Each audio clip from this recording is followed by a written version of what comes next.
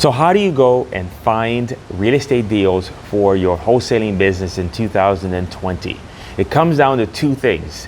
Do you want to be hunting or do you want to be attracting? And this decision is so important because it sets everything up for your real estate business and your ability to sustain yourself enough so that now you can get your first deal. And I can tell you from experience, when I started this real estate business and I was just struggling to get things done, I struggled in the very, very beginning because I was hunting. And when I stopped hunting and I started attracting, everything changed for me. And that's what I'm going to talk to you here about today. I'm here in my clubhouse here in the morning. I like to come here after I work out. And I've got my notebook here. And these are my notes that I wrote for you. Instead of doing a clipboard in my office, I figured, hey, why don't you and I work here together? And here goes, the best way to find deals. So let's talk about the first option, which is hunting. Hunting, all right? And specifically, I'm talking about finding deals for your real estate business. If you are a real estate investor looking to buy properties and fix them up, or most importantly, if you are a wholesaler. And wholesaling, as you know, is the art of going out into the marketplace and finding properties that are below market, and then going ahead and contracting those properties and getting other investors to take over your contract, and you can make $5, $10, $15, or $20,000. That's my main strategy, and that is a strategy that I recommend for anyone starting out in the real estate business as a beginner. And so now, what is hunting? Hunting here, and it looks backwards for me, but actually you can see it. What are the options? Now, when you talk about hunting, I call hunting becoming an annoying pest. Most people, if you think about it, when your phone rings, when you're talking to somebody that you've never spoken with before, the first thing you're trying to do is you're trying to figure out, who is this person? What are they trying to sell me? Are they a telemarketer? And do I need to get them off the phone as quickly as possible? That is what you're thinking. That is exactly what your prospects are thinking. And you are doing everything in your power to avoid putting yourself in contact over the phone with people that you don't want to talk to. So when you're hunting as a real estate investor, you're in the most difficult position.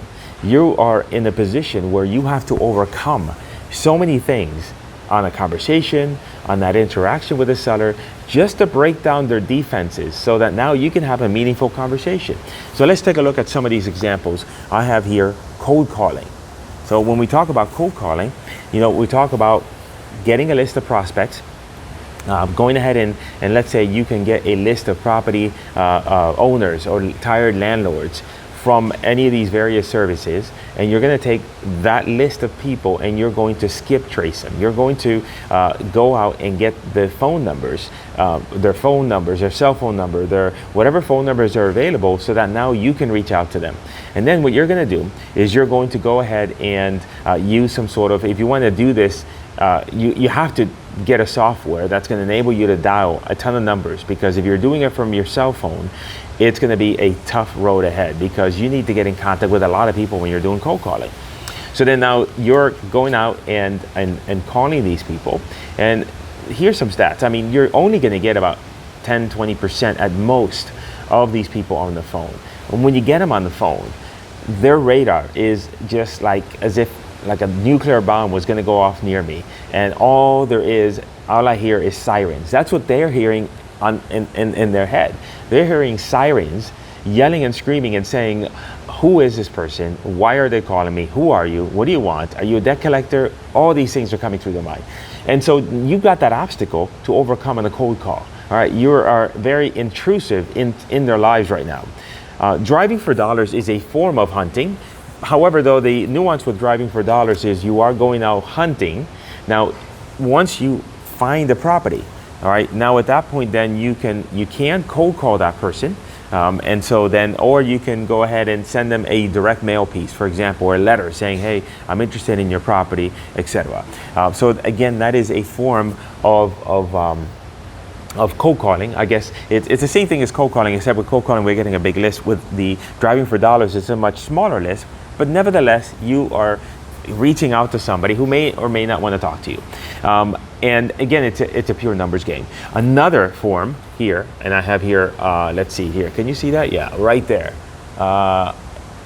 text blasting and RVM. My handwriting is really poor. Maybe I'll pay attention to that next time. Text blasting is where you're going to get the same number of people that you got from cold calling. You know, that you, instead of cold calling, now you're going to go ahead and text message these people and send them a message in an effort to try and get someone to say, yes, I'm interested in getting an offer on my property.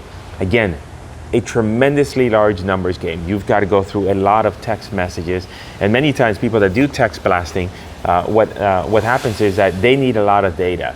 They need a lot of phone numbers, because you either go through, like, they're texting 2,000 or 3,000 people a day. Now, I'm not going to get into the legalities of this because this is kind of a sensitive subject.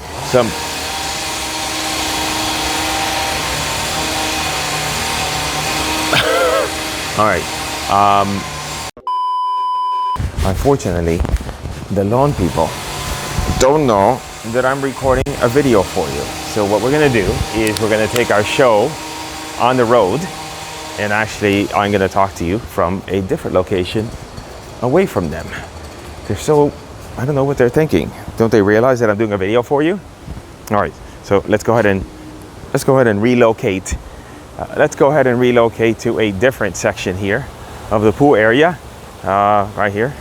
Look at that. That thing looks like a resort. Let me extend this out here with my brand new, this is what I got for Christmas, my brand new selfie stick. Look at that pool. Wow. That is our community pool. So here, I'll sit here so that much better view here. Let's see. So with text blasting, I'm not going to get into the legalities of that.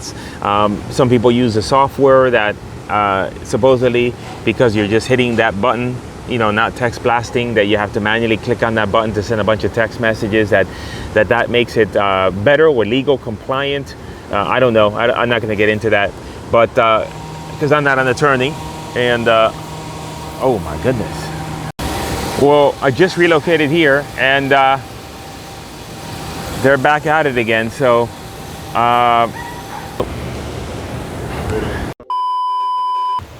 all right, well, I'm gonna have to leave because they're cutting all kinds of stuff in there and causing a ruckus. So I'm gonna go to my house and finish the video at my house. Actually, I found a better spot. There's a basketball court in my community here where I'm sitting right here on the bleachers. So I'm gonna finish my video here before I head home. How about that?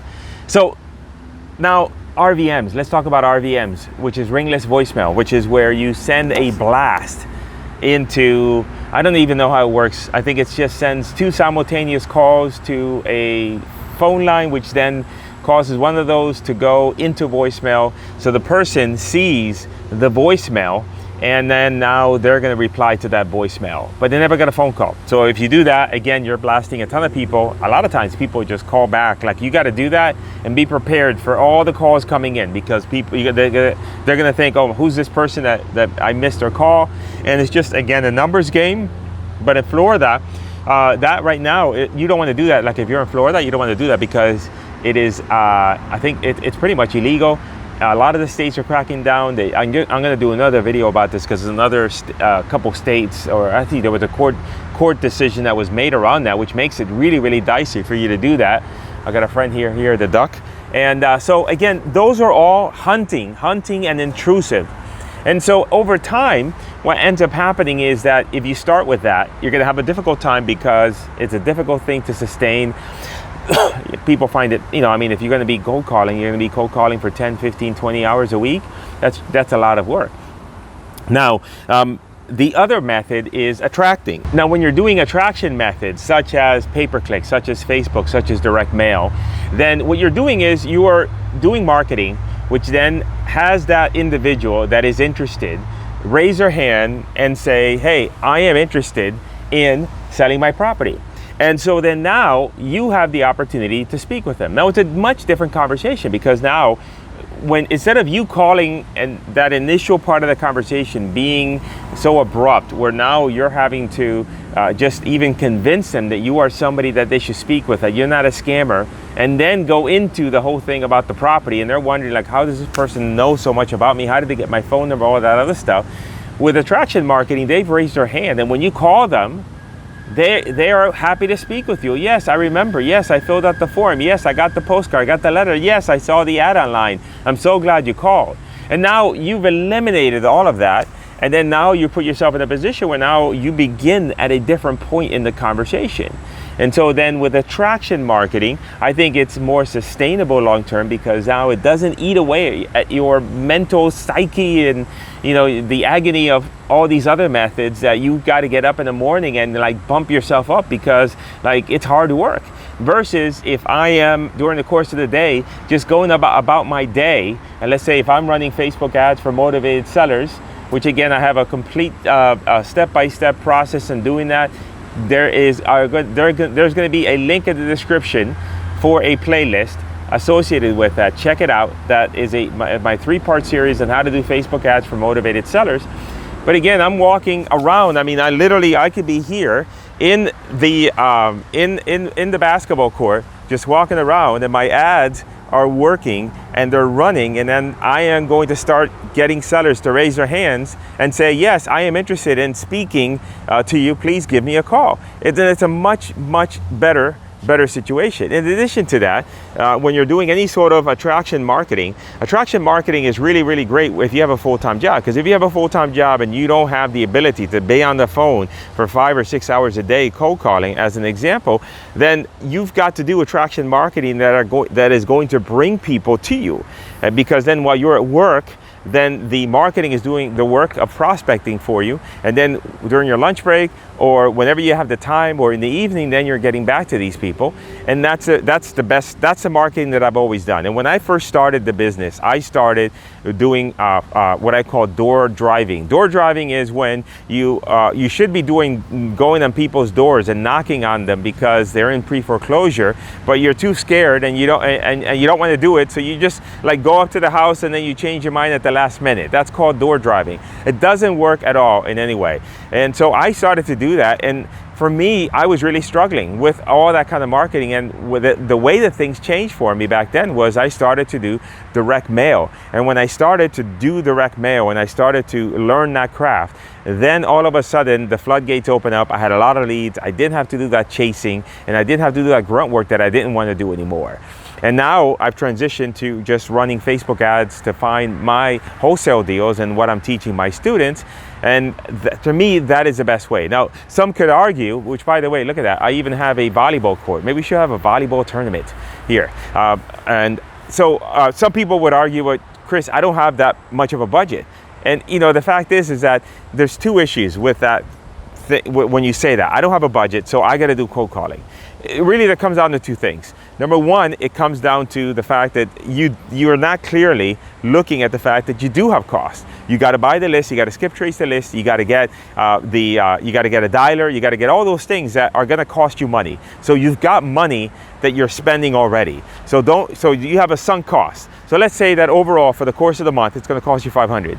So maybe if you're running a paid marketing campaign, it might cost you $750. So, you know, or it might cost you the same. It just depends. So that goes into number 2, is you don't have confidence in the marketing alternative, right? So you don't have confidence that say, hey, I don't want to do cold calling, but I don't feel confident about doing a direct mail campaign because a lot of people are complaining that it's saturated and they're not getting results. So I'm afraid that I'm going to spend all this money and not going to get it anywhere, and I'm going to just blow my budget.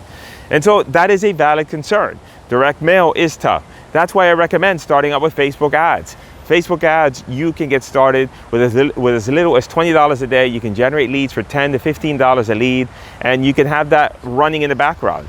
And my recommendation, let's say, for example, that I would argue that, let's say that if you were going to do a cold calling and you're just dead set on that. You're like, Chico, I don't care what you say, man. I'm going to do cold calling because I love it, man. It's like Boiler Room and I love that movie.